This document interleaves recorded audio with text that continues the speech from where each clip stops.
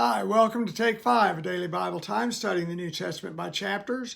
Today's April 29th, and we're in John chapter 20. Blessed are they who did not see and yet believed. John 20, verse 29. The chapter begins with, now on the first day of the week. If we take into account that we speak of Good Friday being the day on which Jesus was crucified, Saturday was Passover, which is the day of Jewish worship, the last day of the week.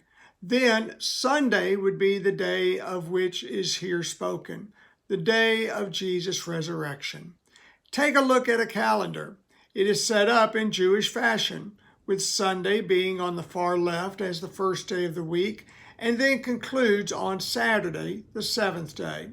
Church is held for the most part on Sunday due to it being the first day of the week, and more so, the one on which Christ rose from the dead. On that day, John's account shares that Mary Magdalene went and found the tomb empty. She runs to tell the apostles of her findings, first coming across Peter and John.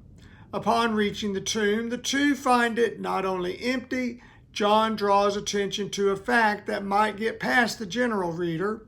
The face cloth which wrapped around Christ's head was neatly rolled up and set aside by itself from the linen wrappings.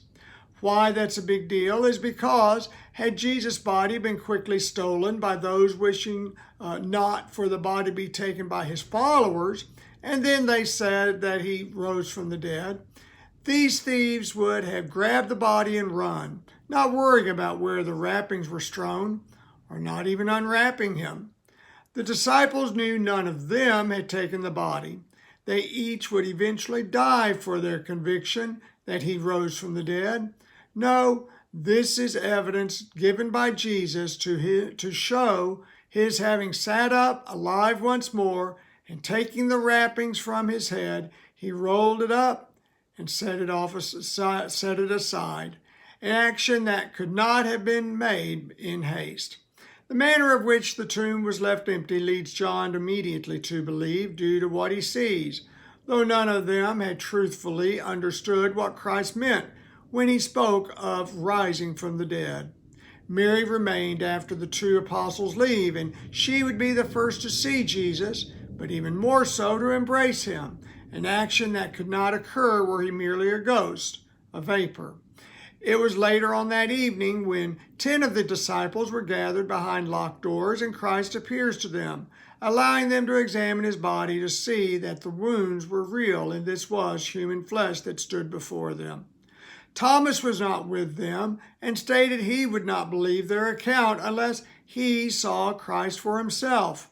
Isn't that something? He would dispute the finding of 10 men whom he had known with great closeness for the past 3 years.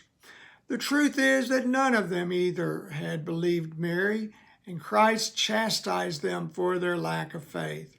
It wouldn't be until over a week later that Christ would again appear with Thomas in the group, and then he believed. In response to Thomas' then found faith, Jesus said, "Because you have seen me, you have believed. Blessed are they who did not see and yet believed." Paul wrote of many others seeing Jesus, a group of 500 included, saying of the resurrection, "Whether then it was I or they, we preach, and so you believed. We are whom Christ says are blessed, for we did not see, yet believe." John closes his chapter with, "But these things have been written that you believe that Jesus is the Christ, the Son of God, and that believing you have life in his name." History is based on eyewitness accounts. Our belief in Julius Caesar or Abraham Lincoln depends on what is said by those who saw and knew them. We don't question it. More is written about Jesus than them.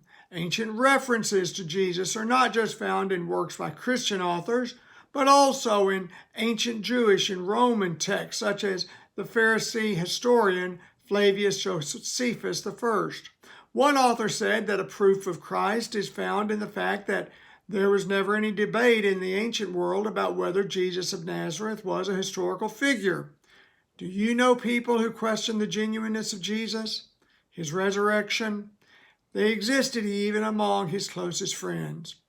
We come to personally know Christ through faith through the faith confession made by Thomas, declaring, "My Lord and my God."